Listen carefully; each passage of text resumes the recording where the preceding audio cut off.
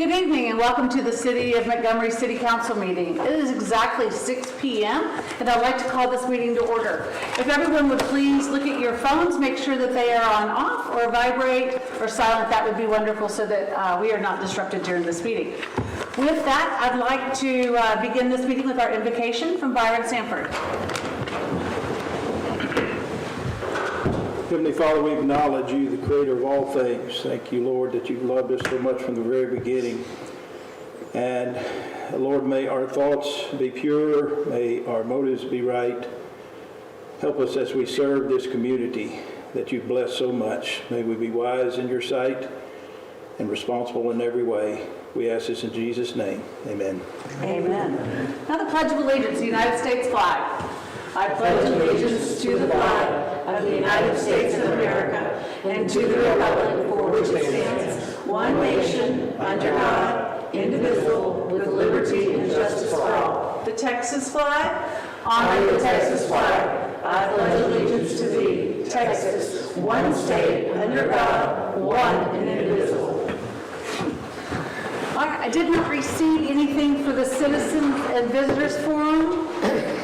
Before we get everything kicked off, I'd like to, we've been remiss to acknowledge someone who's been at the city now 6 years, but we have something special for Susan Hensley for her 5 year. Since your 5th year happened during COVID, and I've been carrying this little memento for you around for a couple of months. So thank you for your service. I know you're on to your 6th year, but you do a lot for the city that goes untold, and certainly you're not on the front lines to hear the thank you. So every citizen that comes into our city and that works with you has nothing but rave reviews, and so I appreciate that. Customer service is our first priority, and you exemplify great customer service. So I'd like to give this to you. Thanks, Sarah.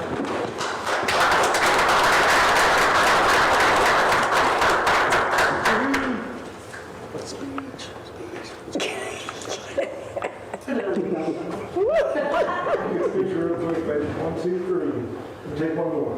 1, 2, 3. Awesome. Ooh, that was my shiny. That's good.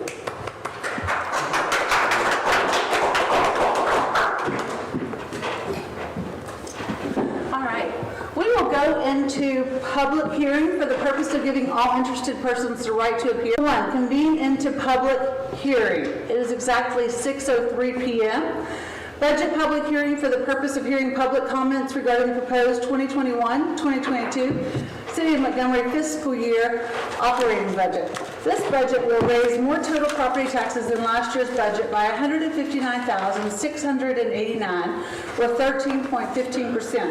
And of that amount, $66,839 is tax revenue to be raised from this new property added to the tax roll this year.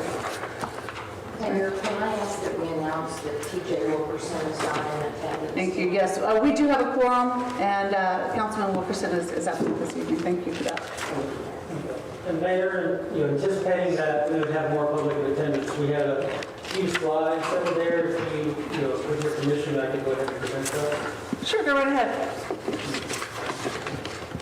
Okay, the fiscal year 2021-22 budget and taxes, a couple quick items on this. The proposed budget and tax rate, include no new tax rate increase. The proposed budget includes no water and sewer rate increase for the upcoming fiscal year. The city tax exemptions include the new 20% homestead exemption, which is new for the city in 2021 and the maximum allowed by state law. The city also continued its $70,000 deduction for disabled homeowners and $50,000 deduction for homeowners over the age of 65. Property tax owners or property owners in the city pay property tax to 5 different entities: the City of Montgomery, Emergency Services District Number 2, Montgomery County Hospital District, and Montgomery Independent School District.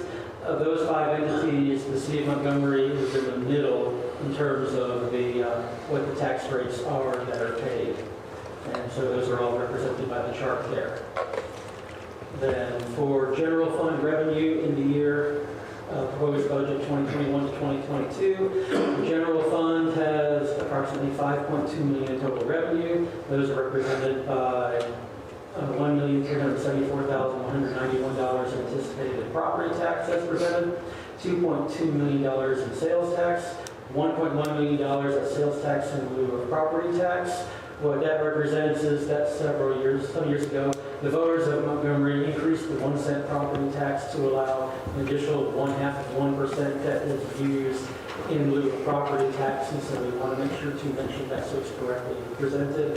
The other 0.5 cent goes to the Montgomery Economic Development Corporation. And other revenue of almost $600,000, that includes things such as franchise fees and a number of other items that we see underneath the reports as revenue. In economy and growth of city services, following the pandemic shutdowns, businesses have been reopening with strong activity in the city, and more new businesses have also moved into the city. Housing construction and home sales are strong and are continuing to be strong, and Montgomery is a desirable place to live that people are continuing to move to. The city utilities has the new budget has almost $2.2 million for water and sewer system improvements for this coming year to accommodate coming commercial and residential growth. And for mobility, the new budget has $761,500 for road and sidewalk repairs and construction. Parks and Recreation, the new budget has proposed $160,050 to maintain and improve facilities of city parks. The city is committed to attracting and retaining high-quality staff and to keep Montgomery City government working for its residents. This new budget includes funding programs designed to aid in staff retention. Under staffing, the new budget would add a part-time position in Public Works and a part-time position in Municipal Court to help these departments run more efficiently. In the Police Department, it includes replacing an older patrol vehicle to help keep the officers on the street. For emergency preparedness and response, being able to properly respond to emergencies is woven into every city department budget. In a pandemic due to COVID-19 that continues to affect the daily lives of city residents, and the local effects began to be felt around March of 2020. Winter Storm Uri in 2021, February, a week of sub-freezing temperatures caused a number of power outages in the city and throughout Texas. The city was able to maintain its services that we provide during that time, including not losing water pressure and not losing water service out to its residents, thankful to the public works staff and their response. The resulting steps that we learned from our responses to emergencies for the coming year, we've strengthened our cooperative response efforts with Montgomery Independent School District and Emergency Services District Number 2. The CERT training programs for volunteers in 2021 will continue to 2022 to assist city personnel during emergency situations. And the city has purchased portable digital signs to aid in emergency communication. Thank you, Mayor. With that, there's no one going to speak. We will go ahead and adjourn this public hearing at 6:08 p.m. 6:09 p.m. We're reconvening into the regular meeting. First item of business on your agenda is the consent agenda. Matters related to the approval of minutes of August 24th, 2021 regular meeting and September 7th, 2021 public hearing meeting. Number 3, consideration and possible action regarding an escrow agreement by and between the City of Montgomery and BETC Realty, LLC for the 2.35-acre Shipley Donuts tract located on the northwest corner of SH 105, Eva Street and CB Stewart Drive. Development number 2009. Item number 4, consideration of possible action regarding adoption of an escrow agreement by and between the City of Montgomery, Texas and Cheatham Management, LLC regarding Hills of Town Creek, Section 5. Development number 2102. Number 5 on your agenda, consideration of possible action regarding authorizing WGA to prepare a utility and economic feasibility study for Cheatham Management, LLC for the Hills of Town Creek, Section 5 development. Development number 2102. Item number 6, consideration and possible action regarding an escrow agreement by and between the City of Montgomery and Waterstone Development Group, LLC for the 26.07-acre Porter Farms tract located northeast of FM 1097 and FM 149. Development number 2101. And item number 7, consideration and possible action regarding authorizing WGA to prepare a utility and economic feasibility study for Waterstone Development Group for the Porter Farms Tract Development. Development number 2101. I have a question on the minutes of August 24th, 2021. In the minutes, it states that tax assessor Tammy McCray stated that we had $60.7 million worth of business growth. And upon double checking, it's 16.7. Can we just make sure we make that a correction, please? So Thank you. Those sound very close to one another. It's easy. 16 and 60. I make a motion we take these individually. Go right ahead. It's all right. It's fine. That's a lot on here. Yeah. Plus, I'd like to hear about a lot of this development, so. Go right ahead. Whoever'd like to jump in. Needs a second. I'm sorry? It needs a second, correct? No. Oh, Okay. No, you can take it individually or all together. It's whatever council's pleasure. okay. So do you want to pull each of them off, or do you want to pull? Are you wanting to discuss each one of them? Yes. Okay, that's fine. Then we can do that, and then you can motion to take all of them after you've gotten your answers. That's fine. Okay. Get rid of it? It's like every other meeting. Go ahead. So do you don't want an individual motion for each one then, right? No. So I don't think we need anything on the, what do you, It depends, I guess what we need. I'll make a to motion know- that we accept item number 2 as Okay. presented with the amendment of the property tax valuation. Second. Okay. It has been moved and seconded that we accept item number 2 as presented with the amendment of the property tax evaluation. This motion is debatable, amendable, requires majority vote. It is open for discussion. All those in favor of accepting the item number 2 as presented with the amendment of the property tax changes, say aye. Aye. Those opposed, say no. The ayes have it, the motion carries, and we will accept the minutes as presented with the amendment of the change in the property tax numbers. So we haven't, I think we've seen a preliminary site plan that it uses up, it's a large, it uses about half the tract on the corner, if I remember right. It's the one with the large tree, it's on the west side of the large tree. But this just sets up the account so they can start submitting their plans, any variances, anything that comes with it. So we really don't have a lot of information on this tract. Other than the fact that they're moving. Correct. And so if you look at this development number, I mean, this was something that Yeah. started in Long time. early 2020, and it went with dormant for a long time, and we're Oh, okay. back. Real quick, are they moving or are we going a second one? They're moving. I thought you said it was, okay. Gotcha. I think can only add value to the city because that is a really dilapidated building. Right, and the reason that this one doesn't have, so the rest of them, they're ordered for its escrow feasibility. Right. The reason this one doesn't is it's already on a platted tract. And it already has utility service to it. So that's why it doesn't have a feasibility study item after it, because it's already done. kind of years ago that it's up over the days. Okay. And items 4 and 6 are basically, it's just a procedural thing to establish their escrow accounts as well, right? That's right. So the way that the city, how you have it set up, first step is development, there's an escrow agreement, they deposit funds, and then item 5 and 7 are funded from those escrow agreements. So the city is not paying any funds to complete the studies, it's more by the developers. So Hills of Town Creek, Section 5, obviously this is at the north end of Indo's Way. It would complete Indo's Way and build the homes of that site. And the Porter Farms is who was here at the last meeting, Richard Charles watched a bit about that tract. We're okay, that's it. Very cool. Okay. Just to be clear, page 49, restricted reserve E is where they're moving to, is that correct? Right there? That's right, because the map's so big I can't. CV Stewart and 105 right So there in yes, the it's the corner. hard corner of City Stewart. Okay. Okay.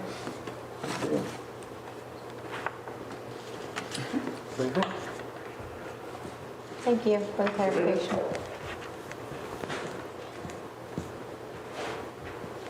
Any others? So then that would mean, if you would like council to take 3 through 7 cumulatively, you may, or if you'd like, we can go through each individually. What's your pleasure? Cumulatively. Take a look at it. Okay, cumulatively? I'll make a motion that we accept consent agenda items 3 through 7 together. Second? It has been moved and seconded that we accept items 3 through 7 cumulatively. This motion is debatable. Amendable requires majority vote. It's open for discussion. All those in favor of accepting items 3 through 7 cumulatively as presented, say aye. Aye. Those opposed, say nay. The ayes have it. The motion carries, and we will accept items 3 through 7 cumulatively as presented. Consideration and possible action. Item number 8 on your agenda. Consideration and possible action regarding adoption by record vote of the following ordinance. An ordinance of the City of Montgomery, Texas, adopting an operating budget for the fiscal year 2021 and 2022. This budget will raise more than total property taxes than last year's budget by $159,689, or 13.15%, and of that amount, $66,839 is the tax revenue to be raised from new property added to the tax roll this year. On August 26, 2021, the City Council held a budget workshop in this room to review, discuss, and make changes to the proposed budget for fiscal year 2021 to 2022. Following that workshop, staff made the changes discussed by City Council. Those changes are in the attached updated draft version for review and consideration. I've since had a question from Ms. Davis, and I want to pass this information on to the other council members. For dependent benefits, we calculated out that based on what staff has given us with their intent at this point on insurance matches, the city's 50% would appear to be around $50,100. We currently calculate at $50,089.14, but that's including our estimate of what health insurance may go up to.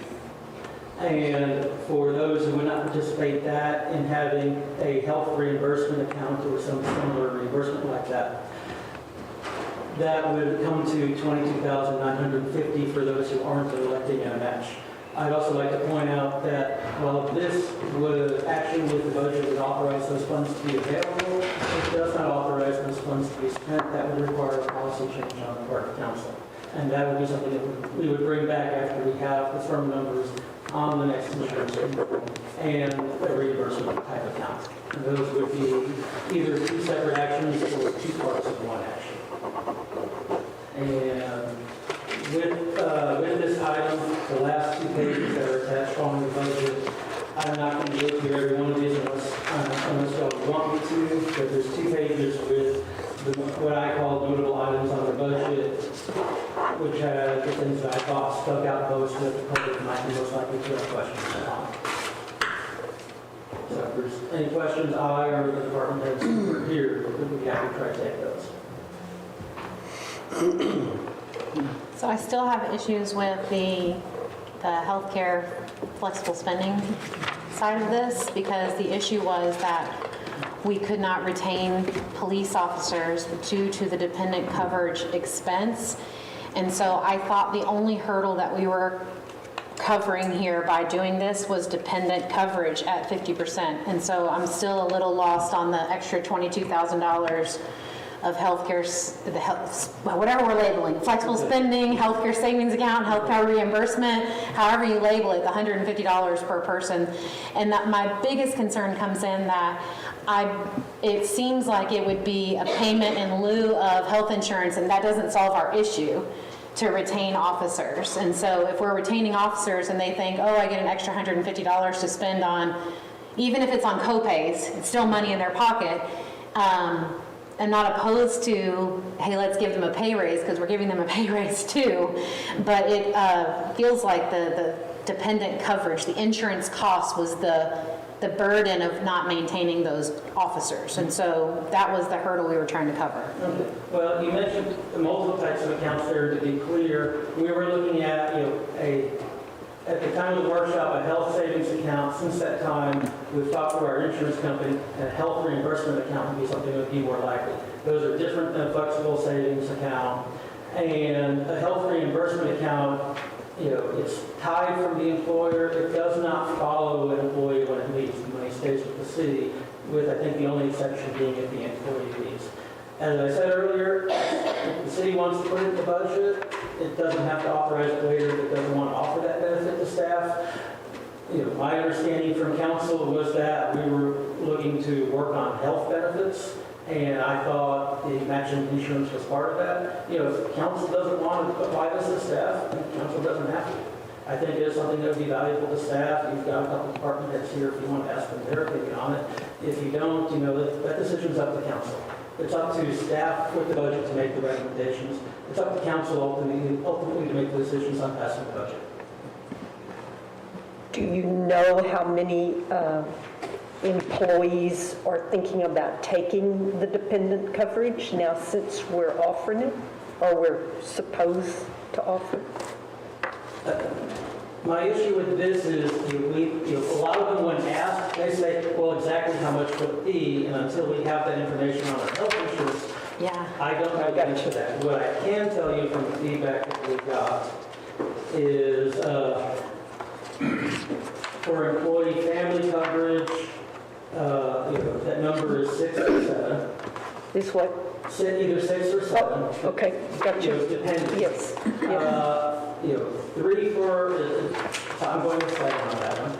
3 with employee and spouse, and coverage. 2 for employee and child, and 17 that are just only on employee coverage. So they would be if we were doing $150 a month with some sort of health reimbursement, or if you were only doing on the matching insurance, then it wouldn't apply to them. And I have talked to a couple people who have, with other government entities that have been fairly recently, in the last couple of years, extended these benefits with some level of dependent coverage. They told me that they did see an increase add-on, so I do think we would probably see some employees who would add on to it that maybe didn't come in at this time. But I don't know if that number would jump great. We do have some employees here who just don't have a spouse or just don't have children who are eligible coverage, so obviously they can't get those. And when you had the dependent insurance line in the budget, is that's the 100% dollar valuation that you're expecting it to cost, or is that the 50% valuation, like that? That was our initial estimate, around 50%. We were starting thinking we would have a higher percentage who would say they would commit than actually did when we asked them person to person. Because when I totaled that one through the budget from front to back, it totals $130,700, and so those numbers are vastly different than the dependent coverage here at $50,000 that you've given me. So part of that is we were expecting, I was expecting about a 10 to 15% increase in health insurance costs, and we were advised, I believe that was after the workshop, that it was probably going to be in the 1 to 2% range. So that's nice. And part of that was, in our initial estimates, we were thinking it would be much more likely that every employee that is choosing to pay coverage at a personal level would come over. Some of them are saying no. I think those are likely to change. I can't tell you how many of them will change. We may have staff who get benefits from outside agencies. We certainly have some staff whose spouses and possibly children are covered through the spouse's employer.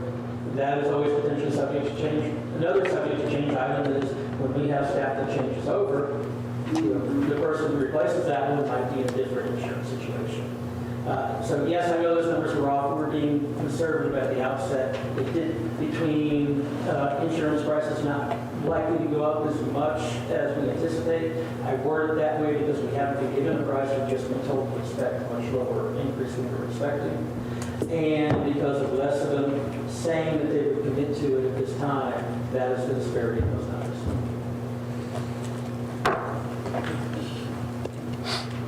Is this still with TML health benefits? Yes, ma'am.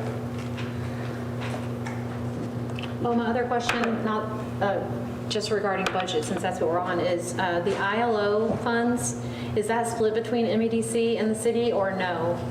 No, the city, when most people think of the city sales tax is at a 2% rate. Right. The city gets a 1% that we have in the budget as sales tax. There's 1/2 of 1% that comes to the city as sales tax in lieu of property tax or the ILO. Oh. That is 1/2%. The other 1/2% goes directly to MEDC. It does not enter the city and go back out, it just goes directly to MEDC. And that is because that was, like the ILO portion, was set by election by the voters. Okay.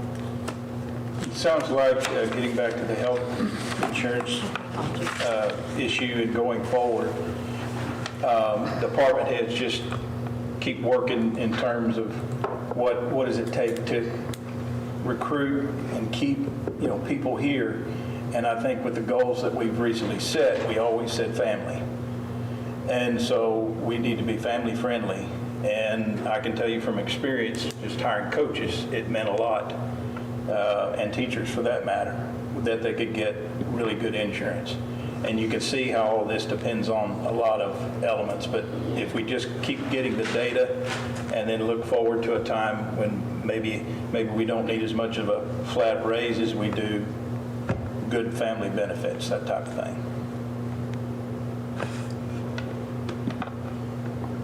The health reimbursement account, is there other cities that do this? Or I have never worked for anybody that had this program.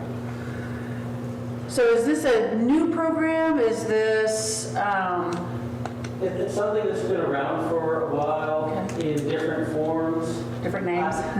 Where I worked previously, there was an HSA that was encouraged but was not contributed to by the employer.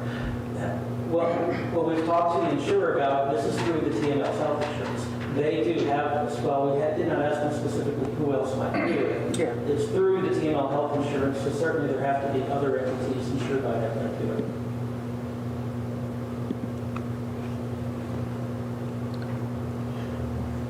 So we need a motion to Accept. accept the budget. So I make a motion that we accept the budget as presented with the caveat of 50% for dependent coverage only, no reimbursement, whatever you're calling it, the 150. I'll second that. It has been moved and seconded that we accept the budget as presented with a caveat for the dependent coverage is a yes, and the HSA is not included. This motion is debatable, amendable, requires majority vote. It is open for discussion. All those in favor of accepting the budget as presented with the caveat for dependent coverage being a yes and the HSA being a no, say aye. Aye. Those opposed say no. The ayes have it, the motion carries, and we will accept this budget as presented with the caveat for dependent coverage and no to the HSA. There is, per state law, we have to, We need it to be a record vote of the council. I'm sorry? We need a roll call vote of the council. Oh, sorry, okay. Carol Langley, what is your vote? Yes? Kevin Lacy? Yes.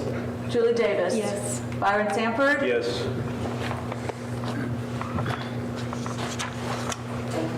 You're welcome.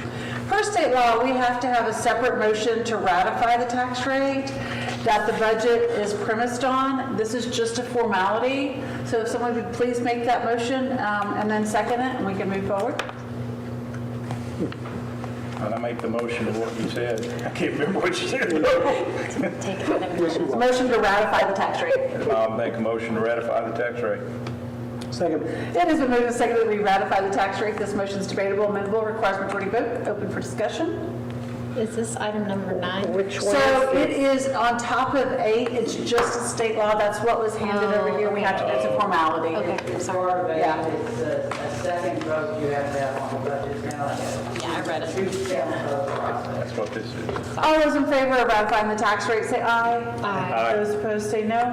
The ayes have it, the motion carries, and we will ratify the tax rate. Item number 9 on your agenda. Consider, adopt, and set by ordinance the 2021 ad valorem tax rate for maintenance and operations, .2588 per 100. The ad valorem rate of .2588 per $100 valuation for maintenance and operations. It generates the revenue that's included in the draft budget from the city this item will be formally adopted with the approval of agenda item 11 in addition to this item. So can I make a motion that we take 11 first and then do 9 and 10? Or no, we have to take them in this order? You really have to take them in this order, in part because the two rates, the. They add together to- Service are contained. They support 11. Yep, okay. Then I'll start my soapbox on this one. Sorry. My concern is with the 40-cent tax rate, which is the accumulative of 9 and 10, that I talked to Sarah about this, and she says we're being conservative because we've always done 40 cents, but we have. No, I didn't say we always did 40 cents. Well, we've done it 40 cents for a long years. time. For the yeah. last 4 years. Yeah. So my concern is we have a lot of money that seems to be left over in the account at the end of the year that just continues to go to whichever department head claims as their pass. And I'm sorry if Chief's back there, the police cars, the signs, all got thrown at the end of this budget. And I understand that we were conservative during COVID, but if we have money left over, I would like to be able to set up some kind of a way that we can specifically, instead of just saying, oh, let me go get more cookies, to say that let's set it in a savings account specifically for capital improvement. Because if we're looking at a bond in 2 or 3 years, how do we go to our taxpayers or our constituents and say, we're not going to be fiscally responsible today, but in 2 years from now, hey, we'd like some more of your cookies? Because I have a problem with that. Like, if we're not going to be fiscally responsible, and I know that police cars are not fiscally responsible, if that double negative makes sense there. They're responsible, but I just mean I would like to see things budgeted in a way that if we don't spend all $130 on dependent coverage, well, then that extra $80,000 we're going to set aside for capital improvements on our water and sewer infrastructure. We're not going to keep spending it and then say, No, it's not a slush fund. Now we need a $28 million bond because we can't pay for water and We sewer. moved it over to the capital improvements program, and I don't know if that should have been stated, or maybe it can be stated when we adopt the budget.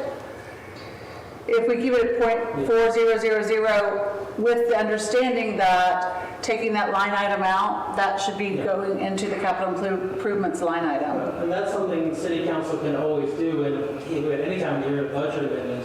You may remember following the last fiscal year, we did a budget amendment that redirected the budget into a number of items following the year, which included, setting up a fund for future capital projects.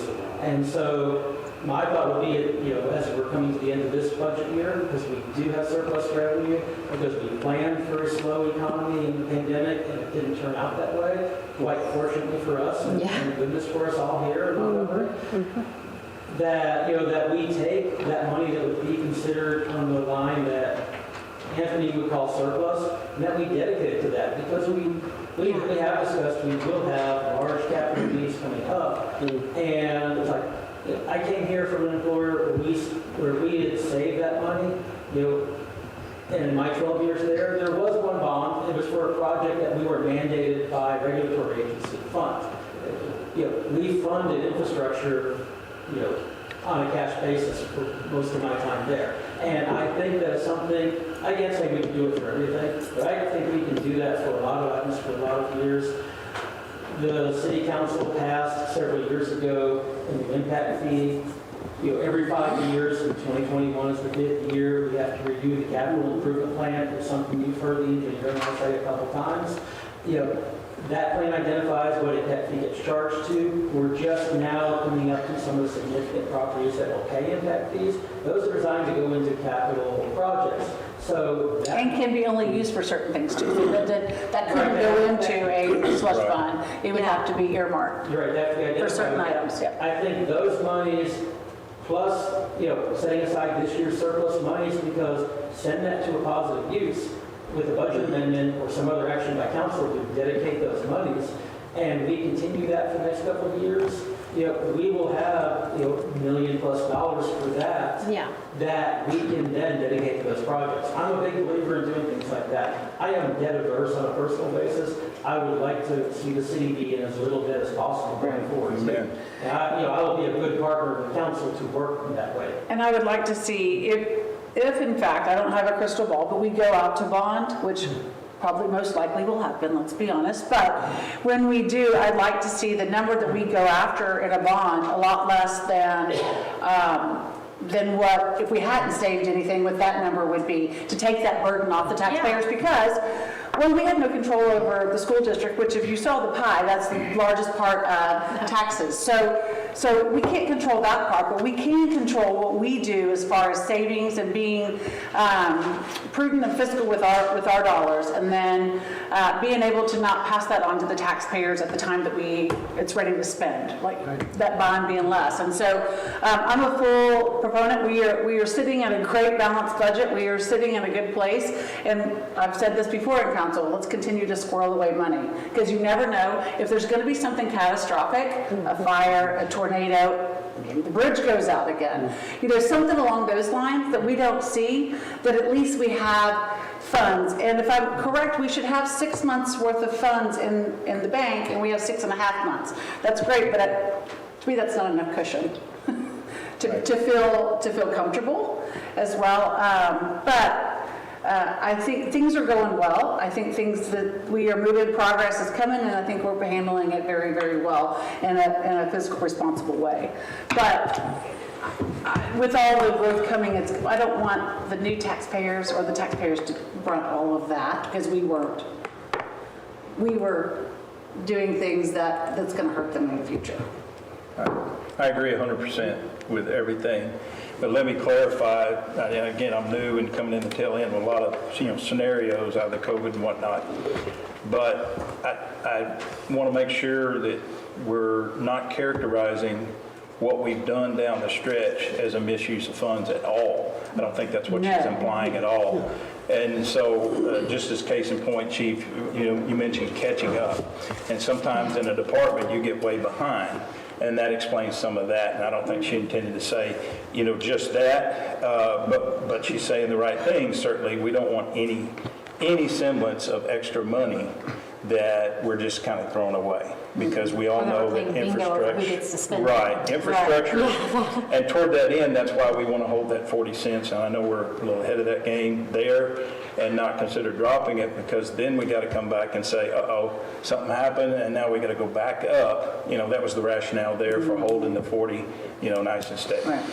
And I'll agree with several of you made comments. I'll agree with you that infrastructure is among one of the most valuable things that we can do, because we have an obligation to provide for the growth that's coming before that growth gets here.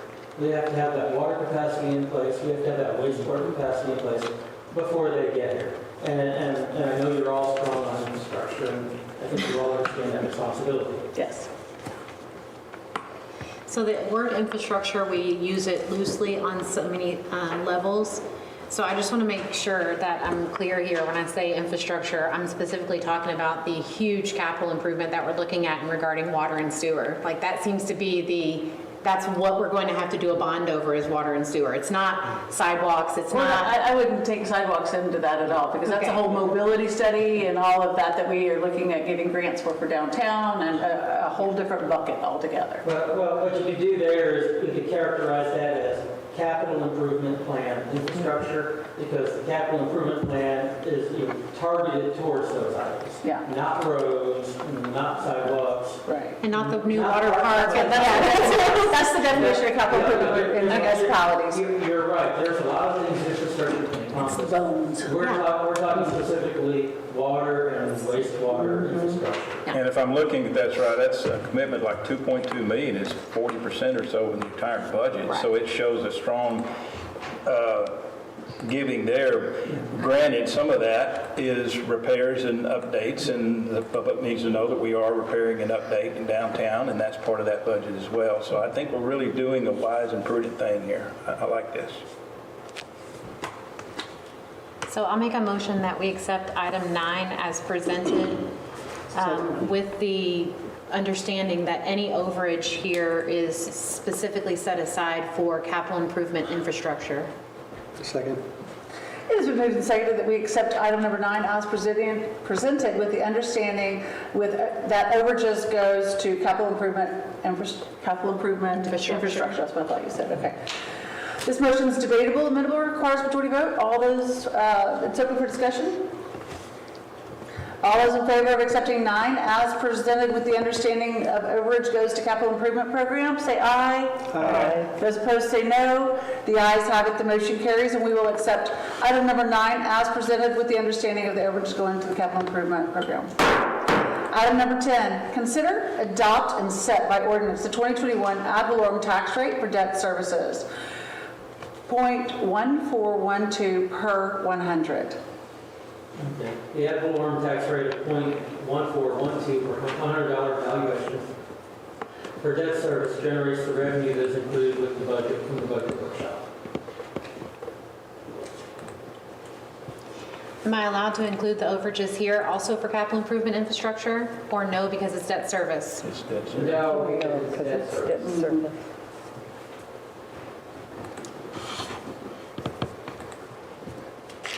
Well, I'll make a motion to adopt and set by ordinance the 2021 ad valorem tax rate for debt service at 0.1412 per $100. Second. It has been moved and seconded that we accept the 2021 ad valorem tax rate for debt services at 0.1412 per 100. This motion is debatable, amendable, requires majority vote. It is open for discussion. Richard, what happens to overages from debt services? They remain in the debt service fund. If you remember back at the workshop, we talked about how there was some surplus in the fund from previous Right. contributions that actually helped keep that rate lower than it might be if it was paid fully out of ad valorem tax. Correct. Yeah. Those funds from previous years that were put there in surplus had to stay in that fund. It could only be used in that fund. And so. And that's what this breakdown is that you sent us?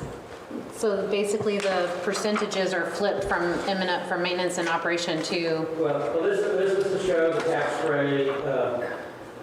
There was a question earlier in the day from Ms. Langley, and so I wanted to make sure this information then was sent to everyone because there was one question, and it shows from 2011 to 2021 the breakdown between M&O and the debt service rate, and then what the total rate was.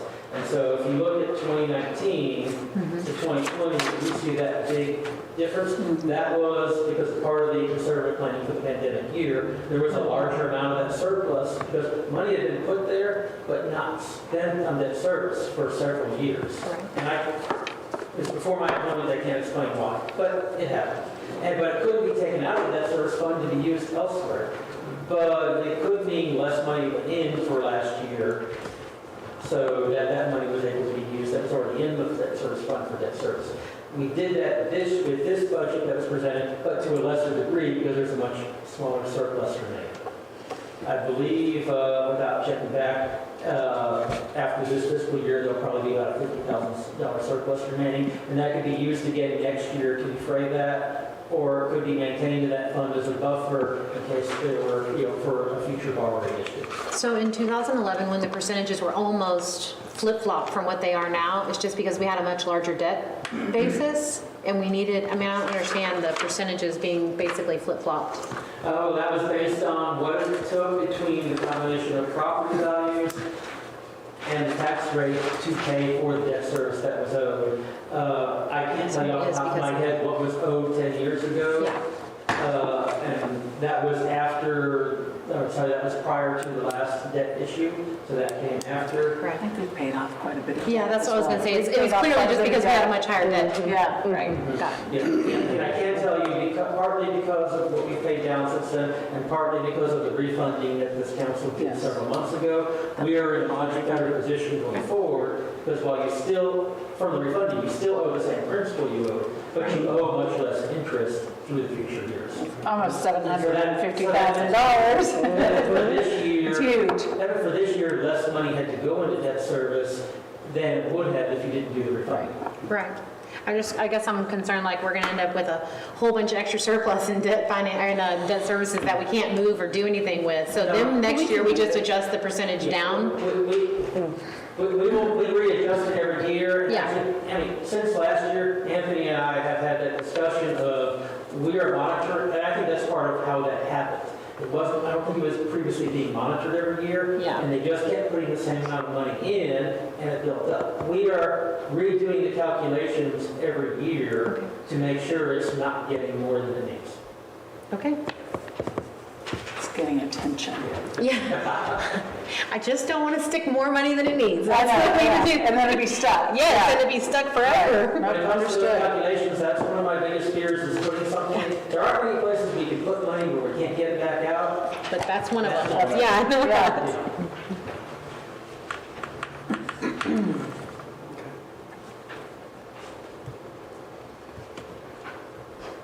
I make a motion that we accept item 10 as presented.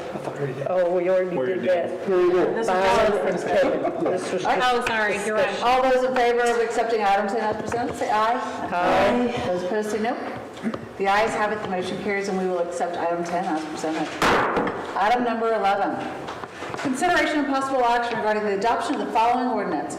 An ordinance of the City Council of the City of Montgomery, Texas, setting the ad valorem tax rate of the City of Montgomery for the year 2021 at a rate of .4000 per $100, valuation on all taxable property within the corporate limits of the City of Montgomery as of January 1st, 2021, specifying separate components of such rate for operations and maintenance and for debt service, levying an ad valorem tax for the year 2021, providing for due and delinquent dates together with penalties and interest, providing for collection and ordaining other related matters. The ad valorem rate for 2021 of .4000 includes .2588 for maintenance and operations and .1412 for debt service. It must be noted by law that this exceeds no new revenue tax rate. And this item must be approved with a record vote of at least 60% of the City Council voting in favor of the adoption of tax rate by law. I move that the property tax rate be increased by the adoption of a tax rate of .4000 per $100, which is effectively a 11.51% increase in the tax rate. Second. It has been moved and seconded that we accept the tax rate increase of .4000. This motion is debatable in how Byron presented it. I didn't have a chance to write that down. This motion is debatable, amendable, requires majority vote. It is open for discussion. Oh, it's on here. Sorry, it says that it has to be stated in this exact Sorry. wording. Yep. It has been moved and seconded that we accept the ad valorem tax rate of 2021 for .4000, includes .2588 for maintenance and operations and .1412 for debt service. Must be noted by law that this rate exceeds the no new revenue tax rate. This motion is debatable, amendable, and requires majority vote. All those in favor of accepting the ad valorem tax rate for 2021 of .4000 includes .2588 for maintenance and operations and .1412 for debt service. Noted by law that this rate exceeds the no new net revenue tax rate, say aye. Record vote. Record vote. Oh, shoot, that's right, sorry. Aye. Carol Langley? Aye. Kevin Lacy? Yes. Julie Davis? Aye. Byron Sanford? Aye. There we have it. Okay. Number 12 on your agenda, consideration and possible action regarding approval of change order number 1 to the water plant number 3 improvements project. The engineer's memo is attached and this is ready to go. Right, in your packet, you see a couple documents. One is a memo for me, just going over the change order, and then the second one is actually from Jones and Carter for the actual change order itself, as they are negotiating this contract.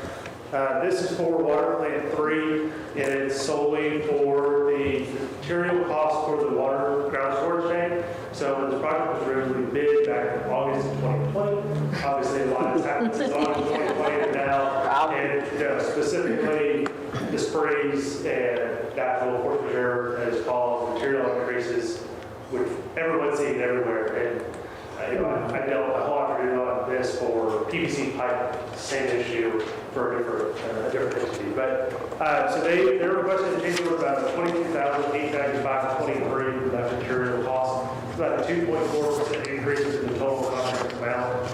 We confirmed that there are no other items that they're going to be requesting material changes on from the amount of time and freeze and everything else. This is the only item that they're requesting for. They did note that there was a couple items that went up, but this is the only one requesting. We did review from Joseph Carter the actual quote from the supplier to confirm their amounts. It was not just an arbitrary number, and so it's all in line. Additionally, the contract in question is just 73 calendar days to the period of performance, and that is, we put them completing May 4th, 2022. We don't have any issue with this. Again, the project was supposed to start, he was originally given his notice to proceed in June, I believe it was. And then the water development came back with most of the things that they wanted additionally from them. And so that 73 days is the time between those two.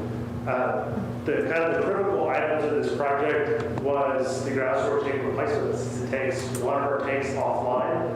So his schedule, even with these days, has it going from November through the end of January, right? Kind of through the end of January. So the critical piece where we would have less tank capacity is better in the winter.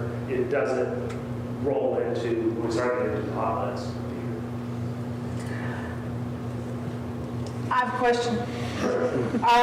Is the pricing locked in? Once we approve this, is pricing locked in? Because my concern is, I went and looked at steel prices.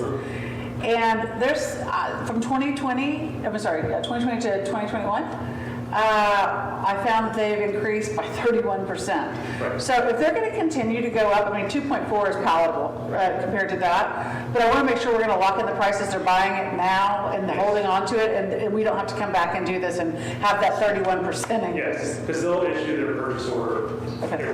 They might have already done that this way because they're in the contract. So they purchased it, and so yes, that's one thing that I heard that said, look, we could go and discuss this because again, $20,000 on a $1 million project, especially at the time, I felt was reasonable, but I don't want next week, oh, hey, we needed this piece of equipment. Give it all at the same time, and it's going to be, we've never sit with this now, but this is the number that they've sent, so that we reviewed. Okay. All right, I'll make a motion to, where's my motion at? Was this just a discussion? No, it needs action. It's number 12. Yeah, I was on it. All right, hang on. I'll make a motion that we Thank you. accept item number 12 as presented. There you go. Second. That's a movement and second that we accept item number 12 as presented. This motion is debatable, amendable, requires majority vote. Open for discussion. All those in favor of accepting item number 12 as presented, say aye. Aye. Those opposed, say nay. The ayes have it, the motion carries, and we will accept item number 12 as presented. Number 13, consideration of possible action regarding approval of change order number 1 for the downtown water line replacement project. All right, so similar, not to say similar at all. So this project is on the tail end, so there's a handful of items that came up during construction that were additional, and so this is picking all that up. Most of this, if not all of this, is related to text dot comments that were received during construction. So there was, the way that they installed the water line had to be a little bit different than what text dot originally had said. It's some spacing. So the total amount of this change order is $18,595.30, which is a 2.03% increase. An additional 50 calendar days. Now, on the calendar days, there's two reasons for their delays. One, weather. So the freeze was during this time, and it's been a wet summer. We reviewed all the days that they requested, compared to actual notes in the field, time, and the 50 days we felt was reasonable. There also are no damages in this contract, so it's not if they're over, there's a liquidated damage. So it doesn't, from the monetary standpoint, it doesn't change it. And on the additional items, again, we went back and forth with the contractor a lot, and Joseph Carter on these, and we feel that what they're asking is reasonable. Chris, when TxDOT changes their mind, should they not contribute financially?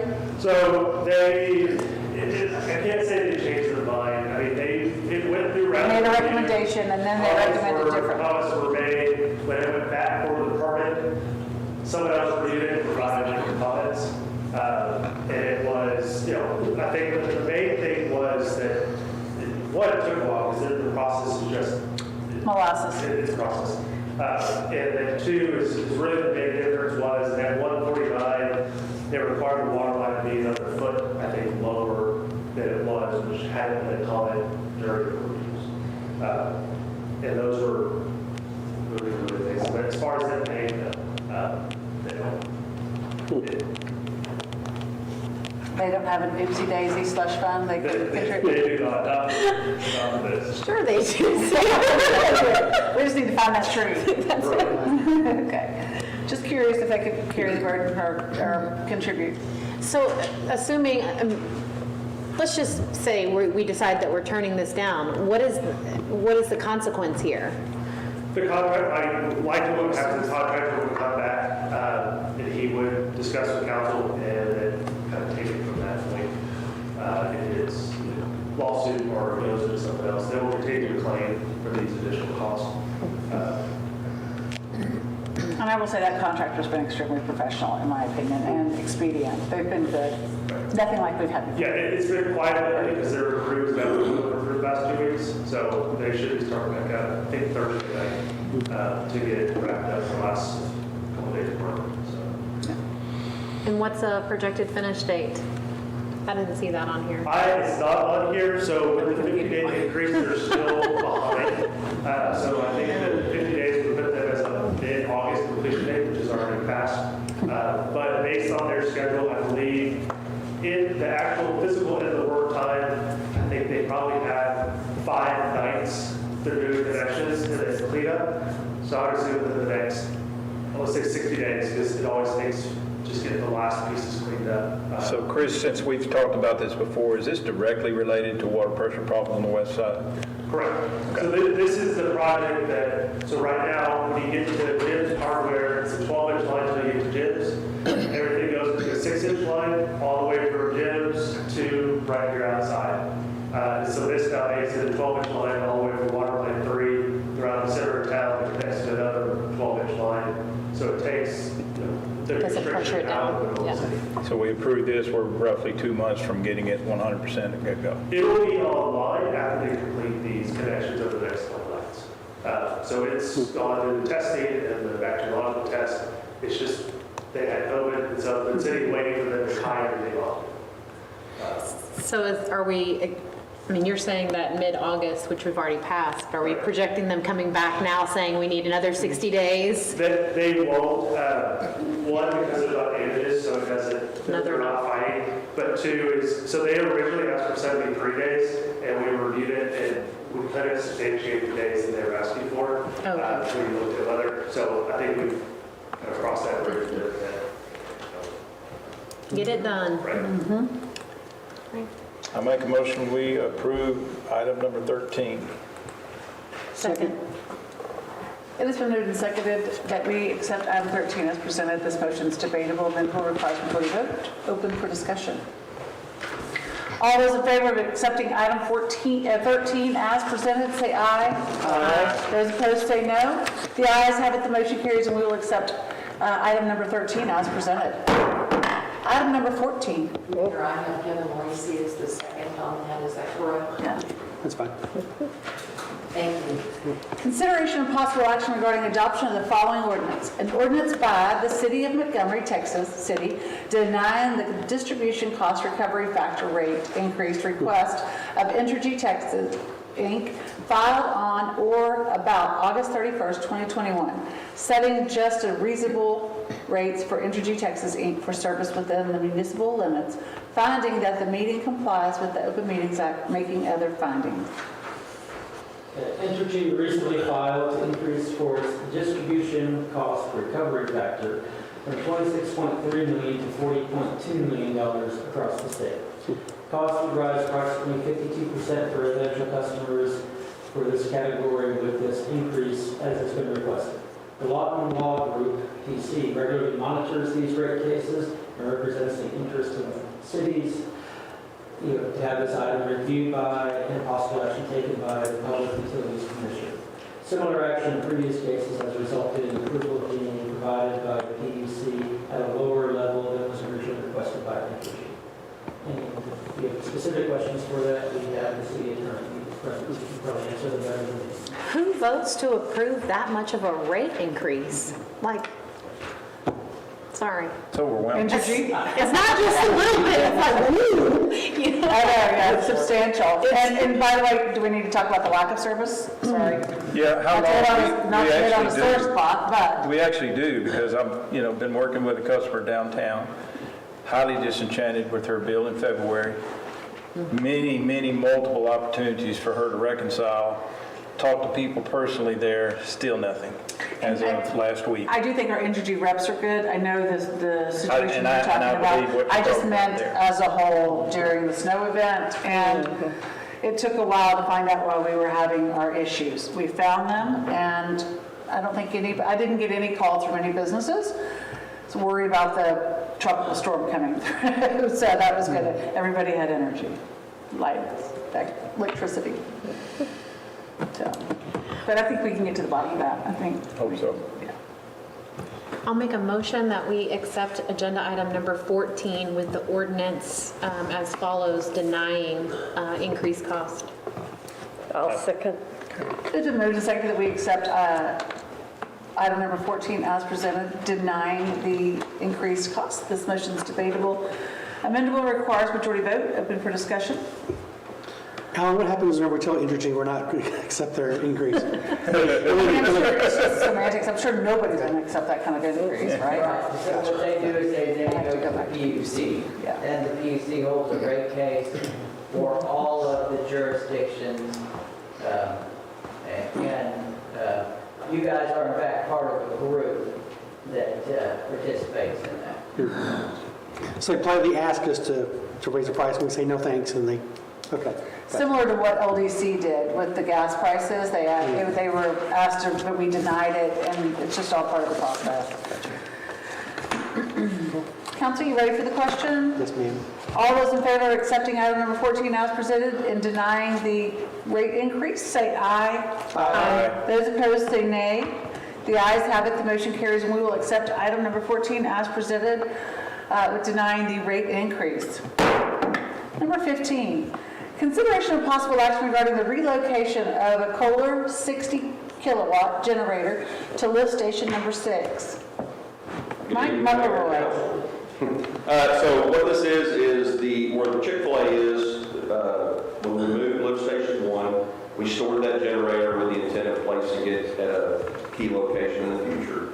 We determined that lift station 6, which sits at the high school stadium, is the best location because it catches all of Fields of Cow Creek, the apartments, and the stadium. And from that point on, it's every lift station that it travels to is already covered by generator power. So basically, we're covering that whole end town with relocating this.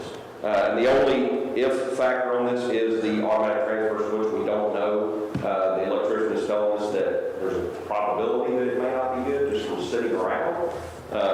So I just want to be prepared for it. That they're not going to come and test it or anything until we approve them to do the work. So once they install it, they'll test it. If it's no good, then they'll order the new one, which is part of it. So the number here is the worst case.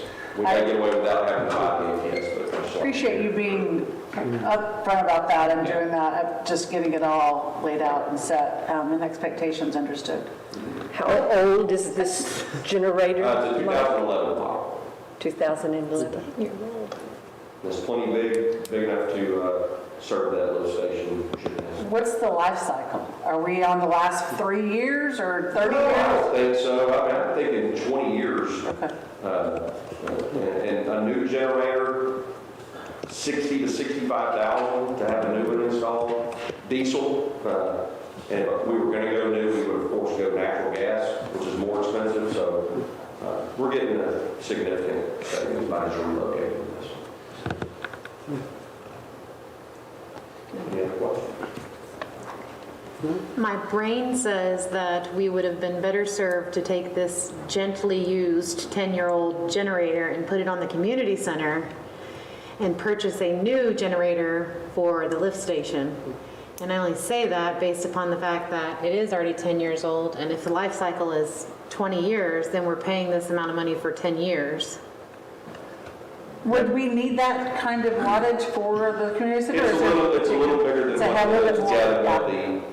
I think powering that versus a lift station would be. No, I want the wastewater treatment plant powered. I'm just saying that it would seem, Well, this is a diesel generator too, so that's a big difference. yeah, that is a That big. other generator was like 20 or 25,000. Yeah. The It other one wasn't was, 60. the other one was 40. No, it was 25. It's It 25. was 25. Yes, it was 25. It Low 30. 60,000, light that sucker was up. not 60,000. 48. Anyways, I was really shocked to go, we have a generator that we're storing when we just asked for the last 2 months for a generator. So that one shocked me when I saw it on the budget. I make the motion to relocate the Kohler 60 kilowatt generator to the lift station number 6. Second. Susan, did you get that? Yes, I did, Mayor. Thank you. It has been moved and seconded that we accept the relocation of a Kohler 60-kilowatt generator to lift station number 6. This motion is debatable, amendable, requires majority vote. It's open for discussion. All those in favor of relocating a Kohler 60-kilowatt generator to lift station number 6, say aye. Aye. Those opposed, say nay. Nay. The ayes have it, the motion carries, and we will relocate. We'll accept the relocation of a Kohler 60-kilowatt generator to lift station number 6. Number 16 on your agenda. Consideration and possible action regarding the replacement of 522 meter endpoints, 522 meter endpoints through Beacon's upgrade program. Okay, so this was brought to us, I'm sorry.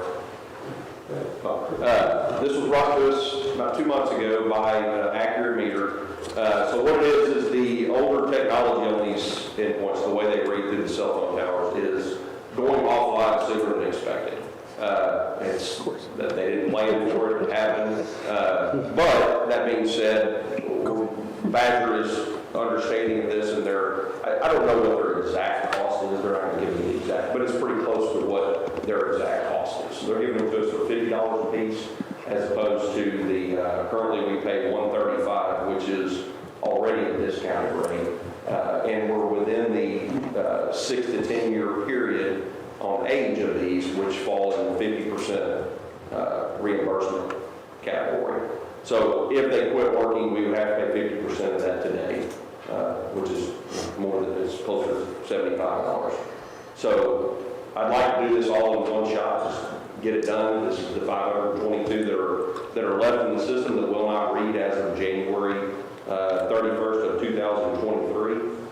This is something that we are able to do ourselves. It'll take us a little bit of time, so we can just get them all in together and start, put them in 20, 30 a day and get it knocked out and keep everybody's meters reading correctly. Is this in the budget for this year? Like, why didn't we put it in the budget? We didn't know They about didn't tell us. We just found out. Okay. Yeah. So we've got some extra money on that line item for this would normally come out of. So that's why I'm hoping to go ahead and get this taken care of now. We're either going to have to do it all now or part now and part next budget year, and the money's there. So Mike, these meters, what's their life cycle? How long do they last? These were just put in 4 years ago, 3 years This is ago? not the entire meter. This is just the antenna, or it's more than an antenna, but it's essentially the antenna that does the communicating. It's what stores the information and relays the information through the cell phone tower. Well, and at the speed of technology, these are 3G, we're now at 5G, we'll probably be at 7G in maybe 18 to 24 months. Are we going to have to re-up? That's what I'm asking. 5G is going to be, According to them, it's in vogue now, but it won't be in vogue then. So in your packet, there was an item that was provided by Badger that says that they're making sure that everything goes in now is forward and backward compatible, so this doesn't happen again. Any chance they want to split this cost with us? Well, and they're giving it to us, I know. at cost, so. Did you see the timeline too? It says that like by 2040, they'd be at 5G technology. Yeah. That's a long time. Yeah. I guess the concern is anytime you get a cheaper deal, you're concerned about whether that's the best deal overall. Are But they refurbished? No, they are the brand new, what we call the LTE technology. When they first started coming out with these, we called them the LTE